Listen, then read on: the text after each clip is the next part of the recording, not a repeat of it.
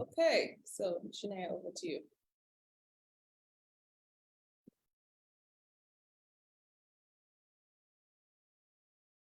You're muted. Hi, everyone. Good evening. It's evening, right? Good evening. You're all welcome to this webinar. And we hope that you get the maximum, the best out of it. Today we'll be talking about staff retention, and we hope to touch every aspect of it and be able to share with you some strategies that you can start to adopt to improve staff retention in your organization or in your schools. Thank you so much. I think would someone else be doing the introduction? I don't know if it's necessary. No, it's fine. I can introduce myself. I'm comfortable. After you. Okay, so my name is Chineye Rajafa, and I'll be the moderator for this session today, and I'm looking forward to it. So Dr. Joy, please. Okay, my name is Dr. Joy Issa. I am the Programs Director and College President for ISET. That is the ISA School of Education, among many things I do. Over many, many years, we have been contributing to building education, just supporting. And in view of what's going on right now in our nation, we felt it was useful to have a conversation around staff retention, considering the fact that it seems like a sickle or a rake has been thrown in to rake all, our talents in terms of teaching staff. And so, yeah, that's what our conversation is about. Thank you so much, Dr. Joy. And today, let's start with some of those challenges, the current challenges that we face, especially in the school.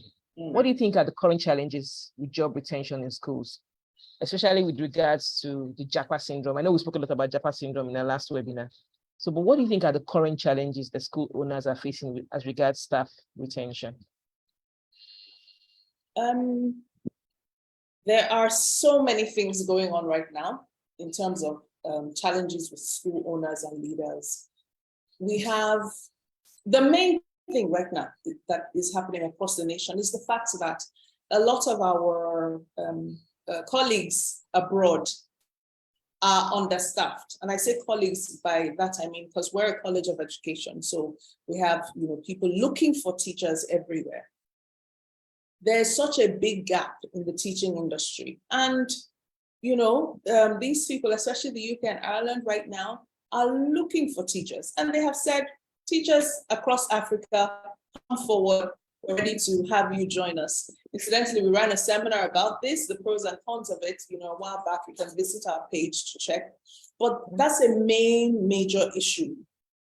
There are so many opportunities for skilled teachers to leave. And so it's creating a big problem. What do we do to retain our talent, to retain those men and women who are able to make a difference in the lives of our young people? Because, the grass looks very green outside, and it is not astroturf. It's actually green grass. So they're very interested in walking away. It's a major concern. There are lots of people that have already gone. And so now we really need to see, okay, if these people are leaving, what can we do about this? How do we address this concern? Second thing, though, there's a lot of misinformation. People think, oh, just go abroad, just find your ticket money and just go. Not at all. There are very specific requirements in terms of qualifications and things that staff will need. And so it is important for us as school leaders and owners to understand the requirements so that we can support our staff and not support them in leaving, but empower them so that they feel that sense of growth and then they want to stay as opposed to running away. If you know what I mean. Yeah, I do. I am interested to know more about some of this strategy. I think that's the real reason we're here today. Let's dive into those strategies. I think what I would start with is just asking you a few questions based on my own personal experience with other teachers. I'm a parent myself, so I know I've been to schools. And one thing that I know that has always been an issue is the fact that a lot of teachers or school workers complain about staff remuneration, compensation package generally being poor, being very poor, and a lot of them feel like it's not worth it, you know. And I think I don't understand the mentality or the psychology with school owners when it comes to how they're able to decide how much to pay who. But I want you to share from your wealth of experience, how can you objectively give a teacher or an employee a compensation package that is worth, you know, what they should earn without getting them frustrated? That's a very big question, and I'll address it in 2 ways, or let's say from 3 points. It's important for people to consider benefits, consider the actual pay, remuneration, and then some rewards, in a sense. Compensation does not equate to money. That's the first thing I would like to clarify. Compensation packages are really compensation packages. What is the total package? A lot of teachers, for example, in younger years, early years primary, they're young women. We expect that the young women will get married and have children. Yet, we pay them just enough to get by as single women. Okay, when this single woman now becomes a married woman and has a baby, how do we support her so that she continues to stay with us, even though her needs are now more financially? How do I do that without breaking the bank and, you know, damaging my profit margins? That's one major thing. Number one, simple idea. When we have, so we're talking about this young staff member, right, who's just gone. As a young staff member, I've come into the school and I'm thinking, okay, how do I grow? Where's the opportunity to even grow, to increase, to improve? What do I do? Is there a senior staff member, maybe a coach, that can be there to support me through my difficult years? Just having that mentor and a coach without having to pay for that, you know, using the internal resources we have is one way to train without going to pay the experts to come and do training, for example. Simple things like staff welfare.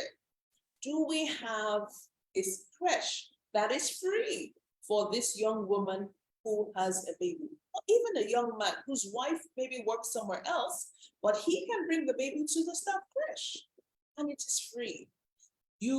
Most schools have the space. They have a room that can be set apart for staff creche. If you don't want the staff creche to be mixed, you know, with other, if it is a primary school and they have other facilities. If it is a secondary school, for example, a room can be allocated to the staff creche, and then the school pays for the like the nanny that looks after, and then there's always a school nurse anyway. The school nurse can then pop in and check. So we shouldn't always think of compensation as, you know, money in terms of the raw cash. There are lots of different things that can be provided to support these young people. If I now go to, so I've talked about training, right? So say, okay, training can be coaching. It doesn't have to be someone going, you know, you don't have to send them to the Eastern School of Education for training, for example. You can do some things internally by raising a coach. There are other things as well. Performance management reviews, you know, how does that translate into maybe a treat? Maybe, you know, a bit of money, yes, because, you know, we're Nigerians and we all need money, you know, to thrive. But looking at compensation as being beyond money, just the whole package. That is a recommendation, you know, I would make. Thank you so much. I think you answered a few of my other questions, like you had it. So basically, LinkedIn, there was a survey that was done on LinkedIn, and it was discovered that 94% of employees say that they will stay with their company longer if it's invested in their career development. Yes, I saw that. So it's obvious that a lot of people are interested, apart from the remuneration and then whatever package you're giving them. career development is also an issue. So how do school owners adopt? How do school owners tap into this wisdom? How do they adopt this strategy in their business? There's growth in terms of horizontal growth where you're going from one level to another, but there's also growth in terms of lateral growth. How are we growing and improving laterally? I need to mute someone. I think admin, please help us mute the guests. Thank you. So people can grow this way, laterally, and not just horizontally. So if you have, let's say you have a teacher that's been with you for a while, and the teacher is really hardworking, building themselves, developing, and they want to grow, and you don't have room to make this person a head of department, assistant head teacher, why not make them a teacher coach, a learning coach, for example? That is a step up, showing that they have a certain level of expertise, that you are acknowledging and recognizing their efforts. And they get promoted to be a learning coach or teaching coach. So the new young teacher who's coming in has someone to mentor and coach them automatically. And this mentoring and coaching is not just, hey, come to my class and I'll talk to you and write. No, it is, for example, the new teacher, let's call her Joy, the new teacher is struggling with maybe how to use ICT. The coach, the learning coach, goes to Joy's class and teaches that class so that the new teacher can see. Because it's one thing to say, do it this way. It's another thing to show me. And we all learn better when people show us. So that's coaching. In terms of training, I really, it is highly recommended that every school has a training budget from day one. We need to have training budgets where there's, depending on your school finances, 5 to 10% of your income should be dedicated to training. And this training is not just, I like this Chineye. Yeah, she's respectful, she's kind, she's diligent. Okay, let me send her to China for training. Not at all. This is, we have identified needs in our school. We need to build, there was COVID and a lot of schools really had to accelerate the use of ICT. So because we need to build this use, we need to send a few people. We can only afford to send a few. Let's send them to get the training and then come back, and train the rest. Where we don't have these opportunities and people feel stifled, they don't feel like I'm moving upward, that's when they want to run away. So now we're not just talking about running away to schools abroad, and these schools are calling them and they have training budgets and they will provide. But we're talking about those who will leave your school to fill in the gap in another school down the road.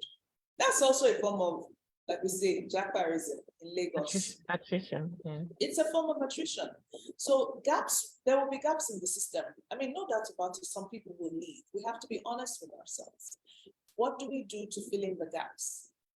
What do we do? And training, honestly, is one of the major things. Every school must have a training budget. It is, you can't be successful without having a clearly identified budget for training. I really appreciate your perspective, because I think it's peculiar to organizations in Nigeria. I'm not sure, but someone should correct me if I'm wrong. I noticed that a lot of organizations in Nigeria are not objective when it comes to performance review, which is also part of career development. Performance review should be given objectively, not subjectively. Yes. And when there's subjective performance review, there's a lot of toxicity and a lot of bitterness, But when it's objective and everybody sees how it's done, I think it's one thing. So how can we be objective in a performance review in the education system? How can we make that happen? How is it realistic? There are standards.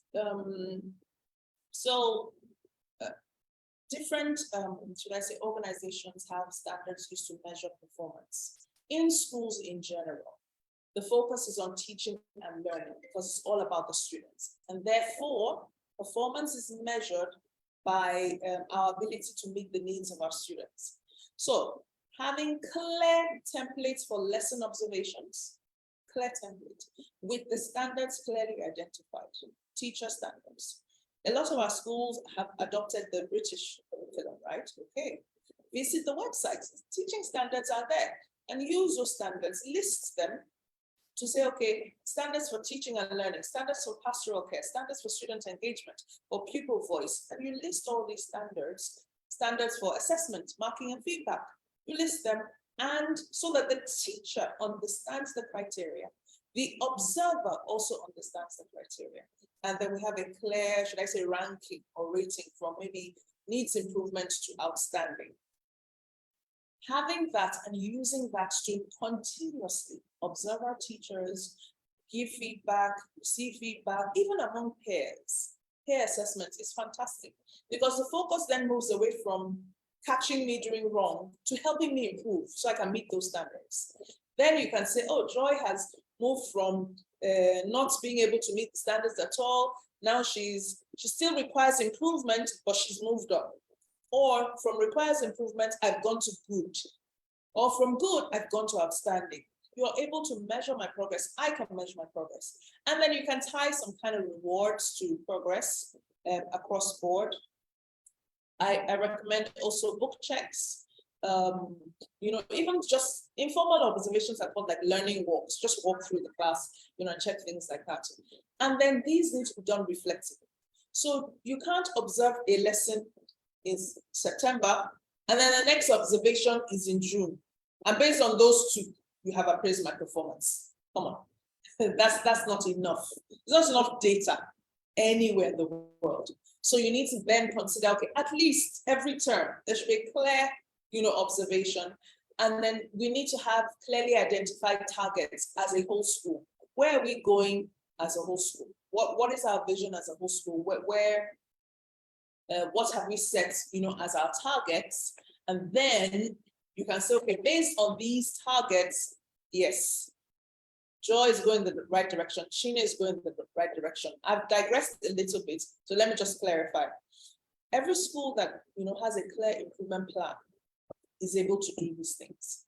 So a lot rests on leadership and management. What is our strategic plan, or what is our school improvement plan to take us from point A to point B? Based on that, we can now appraise the performance of admin staff even. How is admin helping us meet these goals of meeting the children's needs? Everybody can be appraised using that improvement plan as a target or ways forward. Thank you so much, Dr. Joy. It sounds so familiar because that's how we do it even in the sales world. There's a SMART goal and everybody is given that goal clearly written, and it's appraised periodically, quarterly. Absolutely. So it's the same thing. I think for schools, how often should appraisals? How often do you recommend you have such performance appraisals? Is it every term? Again, the appraisal of the performance can happen after half term, term one. So there are three terms, and then it splits into halves. So at the end of half term, term one, because then you've set your big goals for the year, you have identified targets, and then you check in with your staff. Your lesson observations and your check-in should continue to happen all through, because all of that culminates or gives you enough data for a final performance review in term 3. Okay. Some people do a performance appraisal in term 2 when the teachers require improvement. So if I'm good or outstanding, then you're just checking in. But where I need improvement, you need to set me on a performance improvement plan. What areas do I need improvement in, and what are we doing? School and teacher, what are we doing to improve? Because it's not enough to say, oh, this teacher doesn't know how to mark and put comments and targets, so the children don't know what to do to improve. Who is helping the teacher learn to mark better? Sure. Where's the teacher coach? Where are the examples? How is the teacher supposed to magically just wake up in the morning and bam, I know how to mark? Of course not. It could even be a simple thing as time management. If my time management skills improve, then my marking will improve. But because I don't know how to manage my time, I'm always overwhelmed, I'm always stressed. So have you had that conversation with me to identify my needs? And then what are we doing to meet those needs? Thank you so much, Dr. Joy. For what you said, the last statement you made actually is what is going to inspire my next question, which is about the well-being the mental health of teachers. I know a lot of teachers are currently being stressed. We're all being stressed, but the whole country is Yes, stressed out. exactly. But as a school owner, as a business owner, how can you, improve the overall health and well-being of your employees in such a way that they don't feel the burden of you don't add to the burden that they're currently experiencing. So when I mean overall well-being, I'm talking of their mental health, their emotional health, and also their physical health. How can school owners tap into that what do you call it? That's in terms of caring for their staff in that area, Right. that it increases staff retention. How is that? Is that a strategy that can be adopted? Is there a strategy that can be adopted? Yes, absolutely. Paying attention to staff mental and physical well-being will improve retention. No doubt about it. If I go back to the staff who have young families, paying attention to the fact that these staff members have just had babies, and then you create a staff creche, already you're fostering a more comfortable environment within which they can work. They see your duty of care, that you care about them so much, understanding that they'll be worried about their little children. And because they don't have someone to stay at home, maybe these days where all the grandmas are funky, as we say, and the grandmas are also working now and not able to, come and sit with you for a year, you have to go back to work. How do you deal with that? Something like this, very simple thing. Staff creche will not have a major impact on overheads financially, will improve staff well-being. Another thing, and this one, I confess I'm breaking the table here. We need to recognize that teachers get paid holiday. I'll say it again. We need to acknowledge that teachers get paid holiday. This thing that we tend to do where, like I said earlier, there are 3 terms in the school year. Half term is supposed to be a break where teachers and students can recharge, even parents. We should all stop and breathe. What sometimes happens, unfortunately, is that during half term, when everyone's supposed to be relaxing and recharging, oh, we have to do one training, oh, you have to come in, oh, you have to come. Why are the teachers going into school when they should be resting and recharging? Like I said, I apologize, but I'm breaking the table here. We need to understand that teachers, admin staff, they get paid holidays. During the summer holidays, the long breaks from school, we know that parents want, somewhere to put their children. So they want these summer school programs, they want all these things, great. But your teachers need to recharge. So using your teachers to run your summer school again, because you are paying them, might not be the best thing to do. If you offer, and you offer an allowance, that additional allowance can incentivize them to take a few hours, but you also need to encourage them to stop and take a break. Summer school can start a week after school closes, for example. In fact, that is one of the attractional factors of working in the abroad, as we say in Nigeria. The teachers don't run summer school. Summer school is run by, there are different groups, and where the teachers are involved, they get paid for running summer school. So you see that, it makes it more interesting for them to go work somewhere else than to work with us. Holidays are paid leave. That is the only, teachers don't get leave. They only get holiday periods. So we need to acknowledge that. I would suggest, especially if you live in a busy city, Lagos, Abuja, Port Harcourt, any of the big cities across Africa, where there's a lot of traffic, you might want to review your closing hours.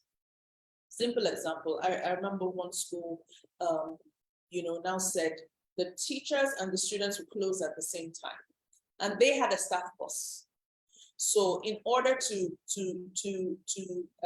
ensure that the teachers were able to leave before the heavy rush hour traffic began, everyone left at 3:30. That saved the school lots of money in terms of overhead costs running gen, by the way, but again, it's helped. In terms of, from the teacher's point of view, one strategy I really recommend is collaborative planning, where teachers plan together.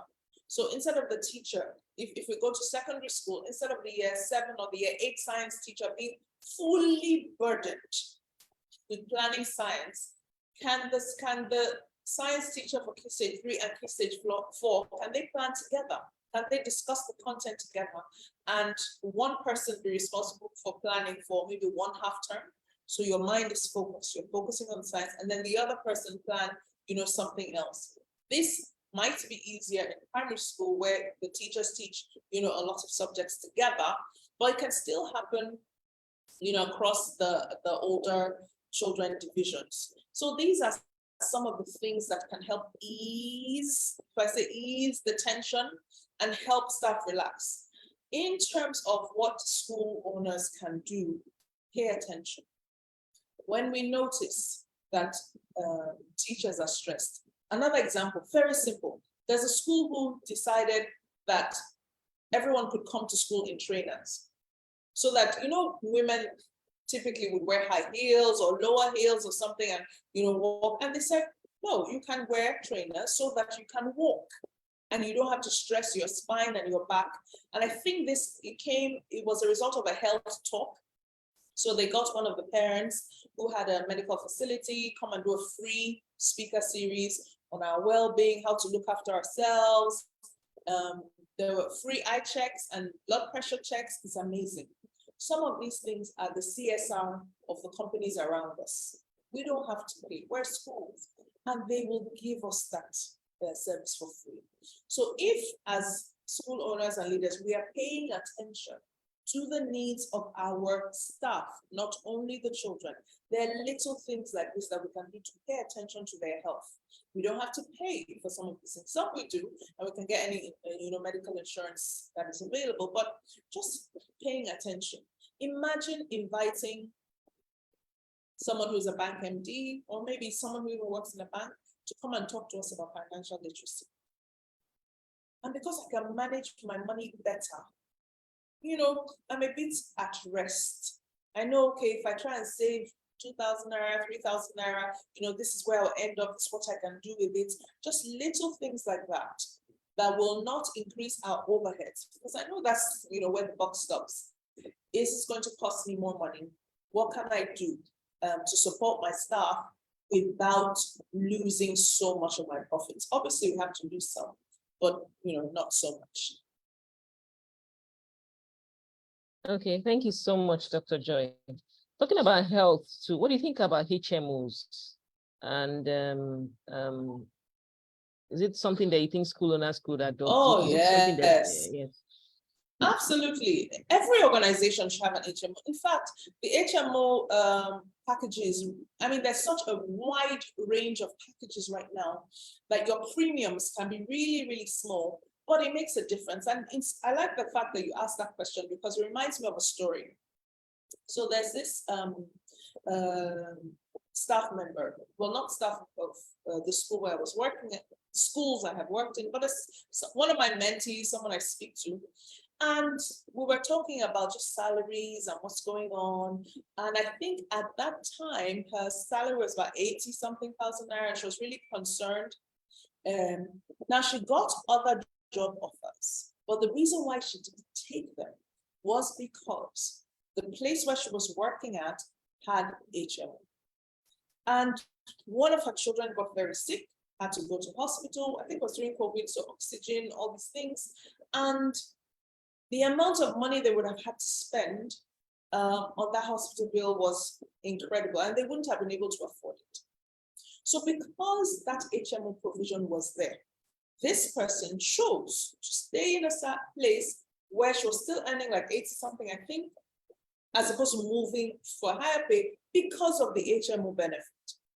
HMO is like an easy win for every school, There's so many plans available. Insurance companies are very willing to support, especially schools. So it doesn't have to be a huge premium, something small, but that I would definitely recommend as a strategy to retain staff. Yeah, I think it's one very important strategy. It works everywhere, not just even in the schools. I also wanted to talk to you, I wanted you to share more around the mental health. I know we're talking Yeah. about health, but I'm particular about the different aspects in them. So let's talk about mental health a little more. I know that you've talked about work-life balance and how, how helping your employees not taking full control of their time helps to create work-life balance for them. However, how do you handle toxic relationships, toxicity in a system? How do you minimize? Because I know that I recently asked a group of teachers, I asked them what would make them leave an organization or leave where they're currently working. And one of the words that kept popping up was toxicity, toxic environment, toxic relationships with colleagues. With colleagues, they say they could still manage, but from management, from parents, how do you manage this? Are there policies that can be put in place that can help school owners to manage this kind of toxicity to reduce staff attrition? One of the fundamental policies that must be in place is your homeschool agreement or your parent handbook. In your parent handbook, there needs to be a clear communications policy. So it is clearly written from day one, what we accept, what we do not accept. Herein lies the problem. We live in Africa where we have sayings such as, our elders are seen as people we do not question. And so when the elder or the person in the position of authority speaks to a colleague in a condescending, disrespectful manner, it is not seen as being unacceptable. Meanwhile, it is in a professional environment. That person being addressed now is offended and hurt and cannot perform optimally. And that cycle is just perpetuated. It is important for us to understand that our schools are positive learning environments, not just for the children, but for staff as well. Priority attention should be given to just destroying that culture where we cannot speak to each other respectfully, but the people in authority can be condescending, can be rude and disrespectful. This goes to students, because sometimes the teachers feel they're the teachers and they can be disrespectful to the children. It goes to the cleaners, the nannies, the drivers, everybody. It goes across board. The reason this is important is we are teaching the children how to behave. We are modeling the behaviors. And so when we speak to our staff in those tones, angry words, we raise our voices, we're condescending, we're disrespectful in front of the children, in front of colleagues, we empower other people to be disrespectful to them. I remember once, I think it was online, one of those, school leaders said, after a parent stopped her when she was just driving to school, gave her full dressing down, she couldn't even go to the car park, park the car fully because she was in shock. Her daughter, who was in the back seat, said, "Mom, I will never be a teacher." Her young daughter said to her, she will never be a teacher. Clearly because she did not want anyone to speak to her in such a disrespectful manner. We are those who are teaching these children and young people how to behave. We have to show the example. We have to show them the how. How do we engage? What do we do? We cannot perpetuate this, toxic environment. So what is the impact of this on mental health? When I feel disrespected, I cannot function optimally. When I feel disrespected, I become defensive. And so I begin to sneak, I begin to hide, and instead of delivering my best, I am under delivering when I feel disrespected. We promote factions. Have this clique that's loyal to this group, and then this clique loyal to this group. And those things, really permeate the system. So what is my suggestion? Very simple. Have clear lines in your staff or your personnel handbook or your staff handbook. Have clear lines of escalation. If I have a problem with my line manager, what am I supposed to do?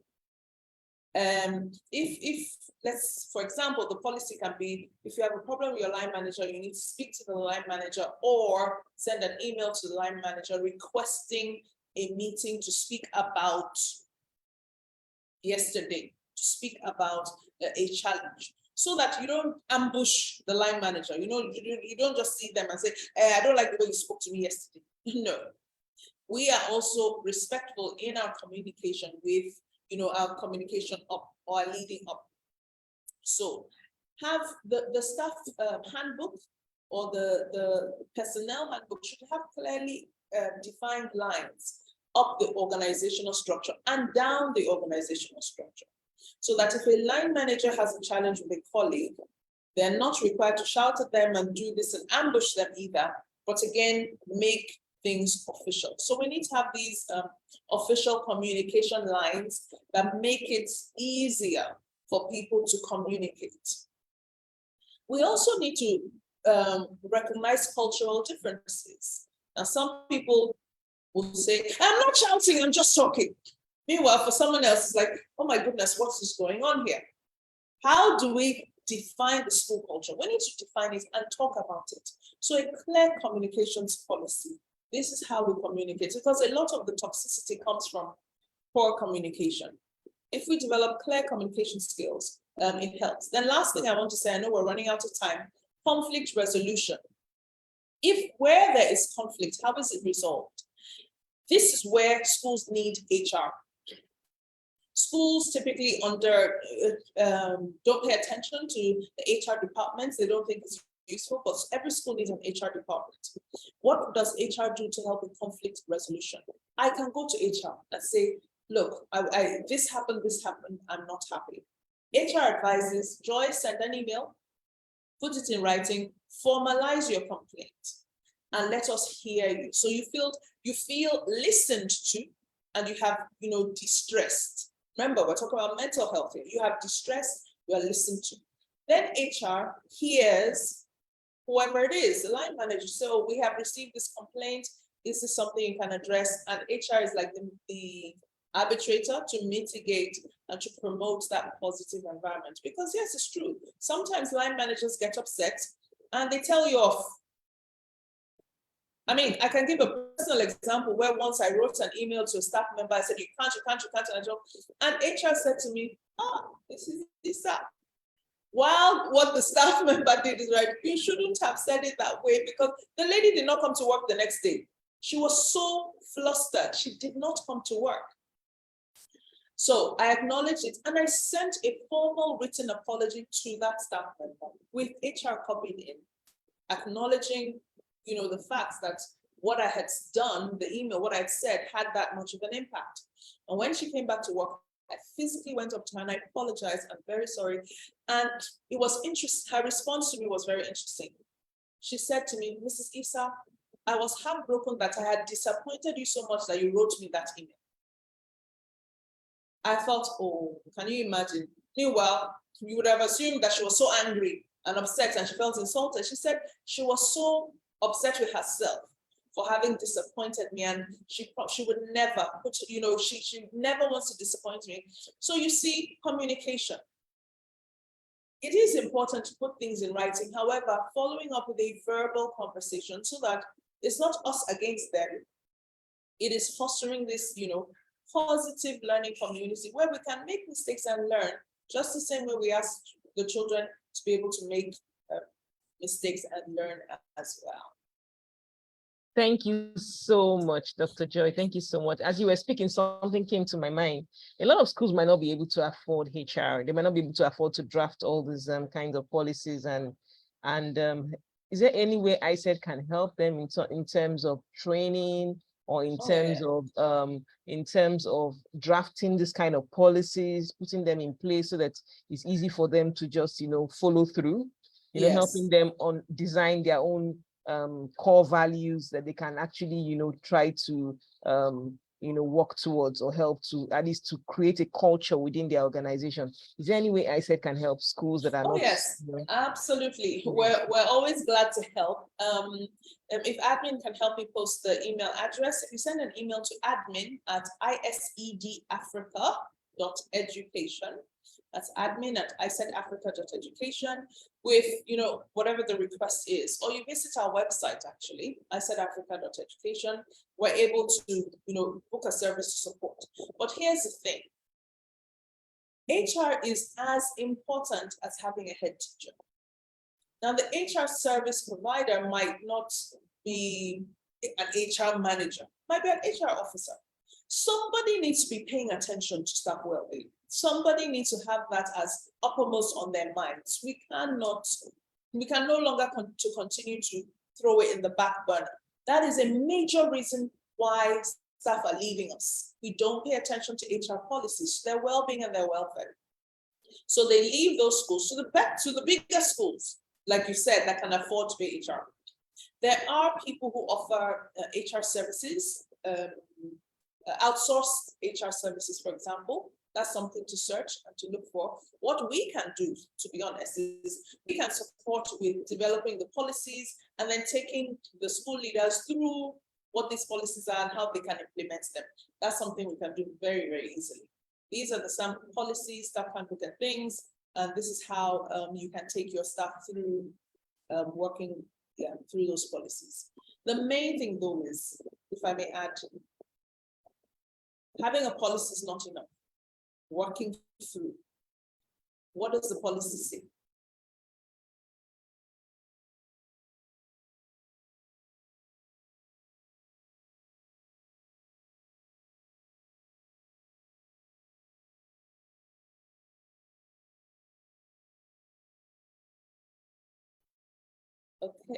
Okay, is it my internet that's frozen?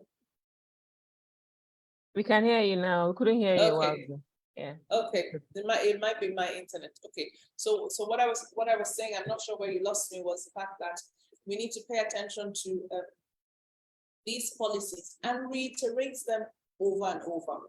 It's not enough to just have a policy.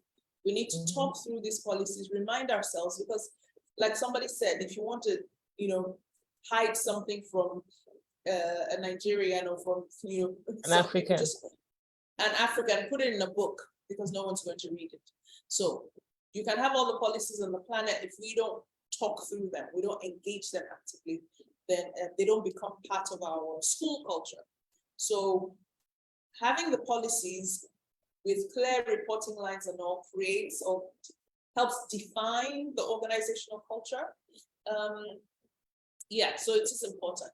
It will also help you address, I just remembered we didn't talk about this. It will also help you address this issue of staff turnover. So you can have succession planning in place. Do you have a policy that says where there's a lead teacher, you can employ a coach, not a coach, a trainee teacher? In our schools, we often have youth coppers who come in. Can they be paired up with people such that if the main teacher leaves, the youth copper could take over the job, and they will not be green. They would have had some coaching and training. In terms of leadership and management, for example, can we stop working around one person and start working with committees? So can there be an assessment committee? Can there be a committee that does curriculum reviews?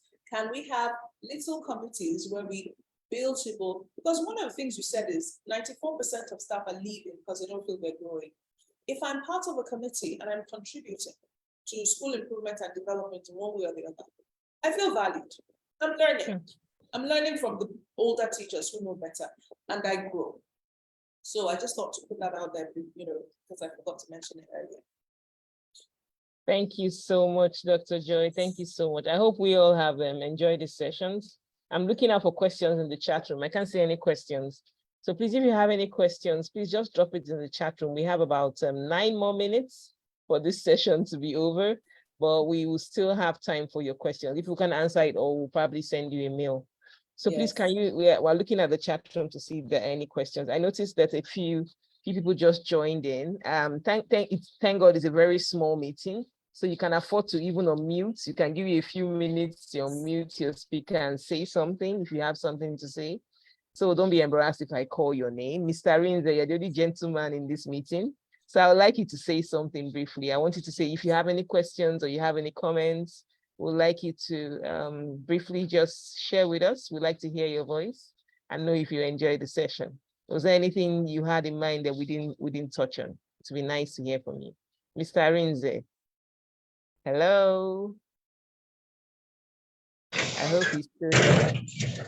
Hello, thank you Hey, for the hey. wonderful session.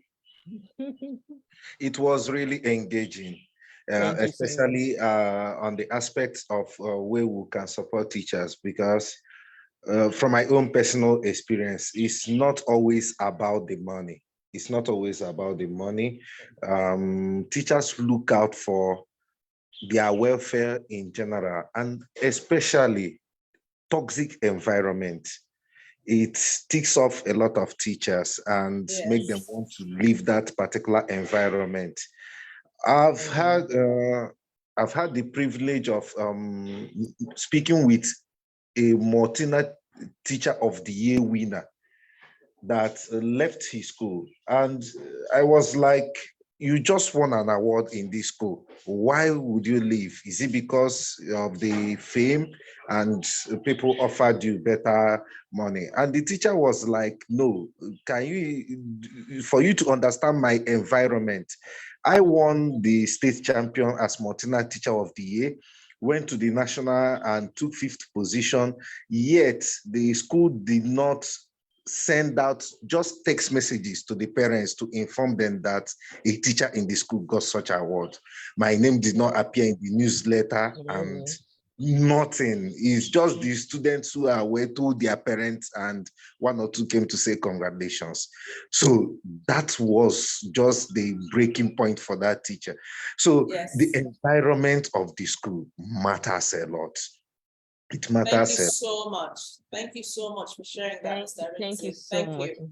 Yeah, thank you so much. If I jump in, Yeah.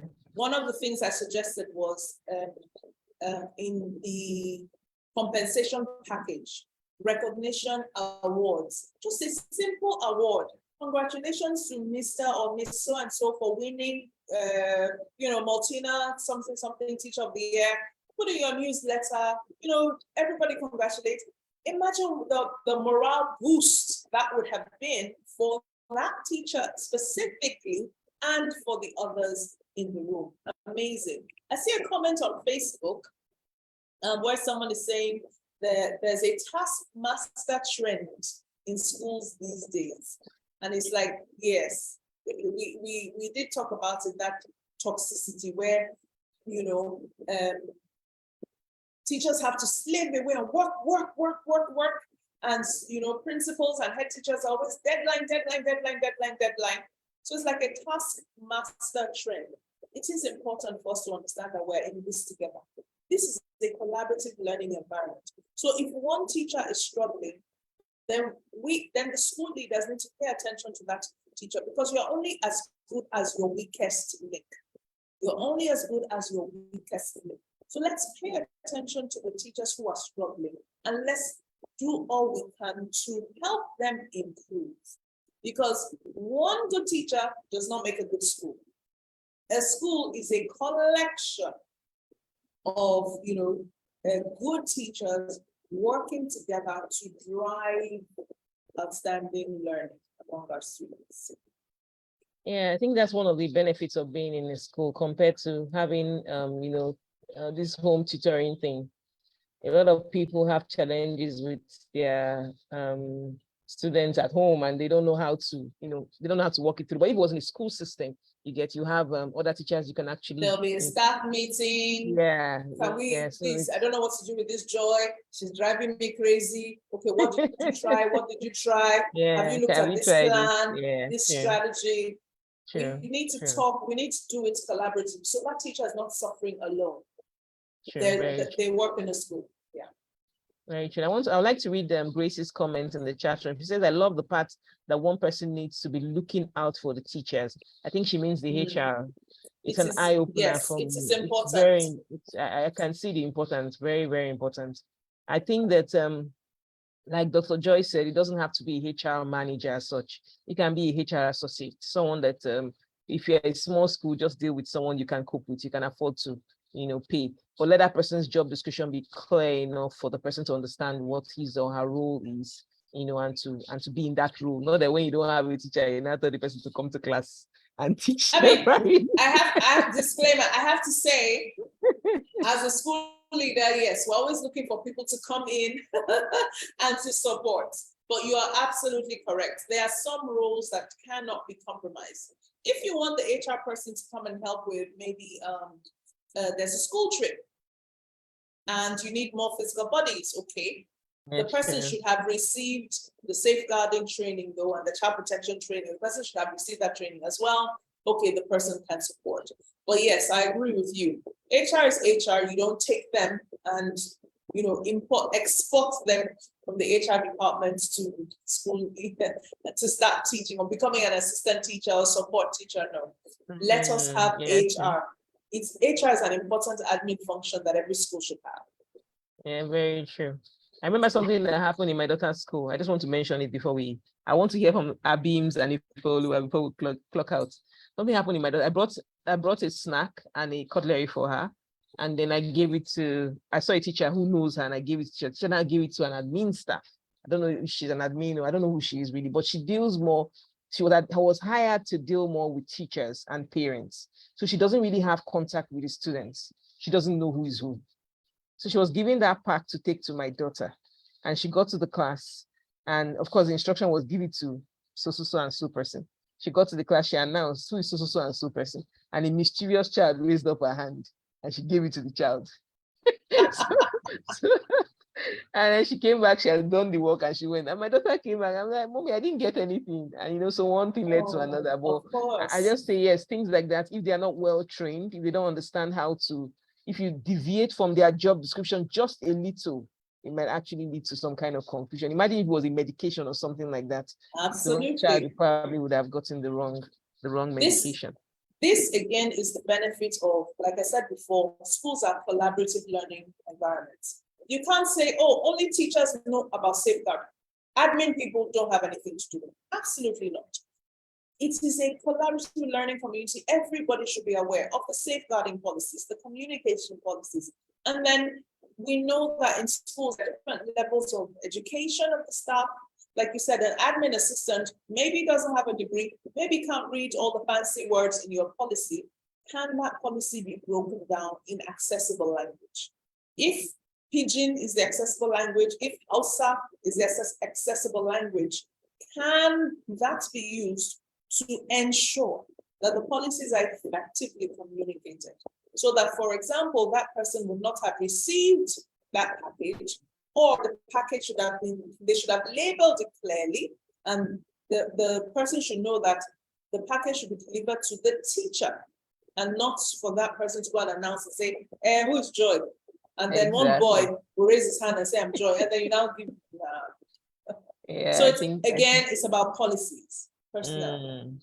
I think that policy thing is really strong because a lot of people, when there's no policy, then there's opportunity to be toxic in your communication, yes. Like you said, because I know she was really scolded. There was no need for her because if there were policies in place, she wouldn't have made that mistake. So I think it's, if Oluwa had finally dropped the comment, she said, although I came in late, if Oluwa, I can watch the recording on our YouTube channel. You can also watch the recording on Facebook. It was streamed on Facebook too. So you catch the strategies we set in before this. So this, we went a little more into HR because it was something that was obvious when it comes to staff retention. In fact, that's the job of HR. I think that's the job of HR. Yes, that is the job of HR. Yeah, staff well-being, staff retention, succession planning, to pay attention to it, especially now that we have an exodus of teachers. We need help. Every school needs to be paying attention to staff retention, succession planning, so that we don't wait. And then you anticipate some things. Can we not be having the conversations around this exodus in our schools? Okay, who's leaving? Who's staying? Who's interested? What are we doing? Please give us adequate notice. And then as a leadership team, you begin to look through and see what you will do, put systems in place for recruitment, for upskilling your existing staff. And the truth is, if, for example, we have the big schools and people leave from the big schools, those people in the big schools will look down to the smaller schools to recruit. Now there's vacancy in the big school, there's vacancy in the middle level school, there's vacancy in the smaller school. So there are going to be many vacancies that will come up. it is important for us to understand that all these strategies we talked about will help increase the potential possibility that some of your staff members will stay and you'll be able to retain more. One of the key things we've talked about today is the fact that without that career growth and opportunity, 94% of your staff may not stay. Because with it, 94% of your staff will stay. Oh my goodness, time. Thank you so much. Yeah, well, we're rounding up. Amaka, you joined in late, so you just have to watch the replay in the Facebook group. Sorry, I'm calling you out. But it's nice. We had so much fun and we're about to log out. So thank you so much, everyone, for joining in. And thank you so much, Dr. Joy, for sharing from your wealth of wisdom. I don't know if anyone has a question before we log out. Any questions? Any questions? Any announcements? Any training coming up soon? Admin, do you want to share something? Oh yes, admin said, I thank you for mentioning that because I would have forgotten it already. So we do have the trainings coming up. Please visit our website. We do have trainings on differentiation. The interesting one is the teacher training program. It's just for 6 weeks. Some of our teachers, school owners have new people, young people, they're interested in training, learning how to teach. They have a passion, but they don't have the skills. So over the 6 weeks program, very affordable, they can learn these things. We've pushed the need for critical thinking, creativity, and problem solving. And to do that, you need to focus on teaching metacognition. That's another course we have. I'm sure admin will post them up.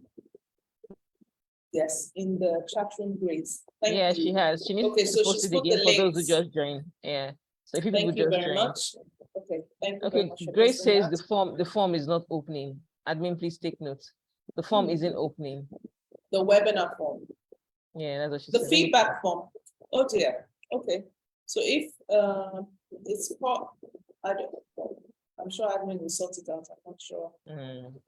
It might be permissions settings. So yeah, it needs permission. So she needs to deactivate that. Okay, thank you, so Grace. Much. Yeah, thank you so much, Grace. Yeah. Okay. Yeah, I noticed. Thank you so much, Grace. Okay, great. Thank you. Yeah, thank you. Super. Wow, thank you, Chineye, for your lovely questions, because your questions just got me thinking and talking and talking and talking. Talk too much. I know.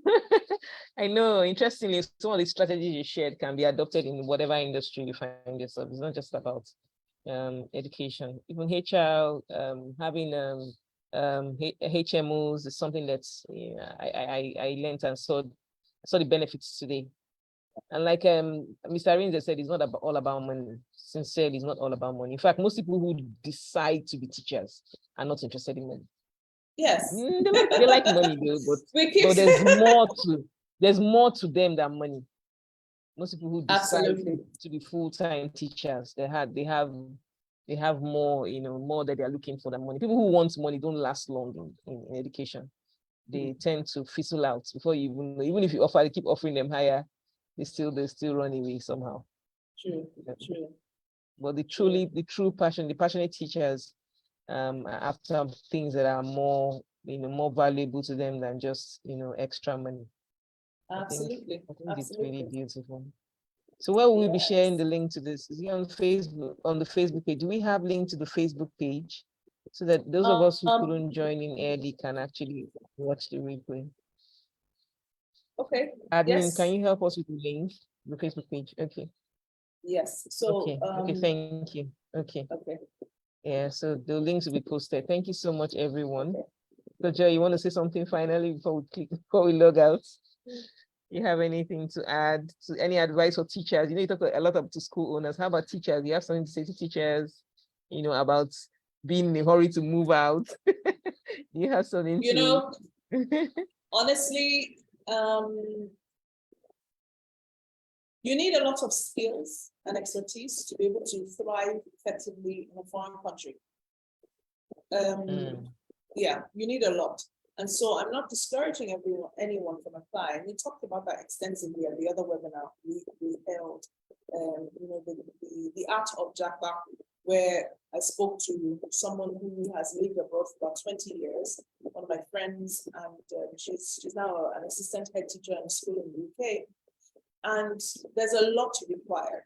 What I will suggest to teachers is when you improve yourself, you make yourself indispensable. I read a book a while ago, What Makes Leaders Indispensable. And part of it is that when leaders are filtered through a system, they understand the system so much that they become indispensable to the system. And so they leave a gap when they leave, and then that gap can get, then like the school management needs to pay attention to filling the gap. And one of the things, the theories that was shared in that book is, how do you build, understand the culture of your organization, not just for people. Understand the people, yes, but understand the organizational culture and the expectations. Then upskill yourself. Invest in personal professional development. You have to. No school on the planet will pay all your bills. That's just it. So save up, invest in yourself, and to make yourself more indispensable. That's what I would share. Thank you so much, Dr. Joy, for those words. Thank you so much. I want to encourage us to appreciate Dr. Joy in the chat room. Use a favorite emoji to say thank you to her. Yeah, there's so many, you can use so many emojis in the chat room. Oh my goodness. Just explore, use whatever emoji you want to use. Me, I'm going to be giving her some kisses, so I'm sending my love. Thank you very much. Thank you. Thank you so much, Dr. Joy. Have a great day, everyone. I think that's all for today. Yeah, Yes. bye. Bye.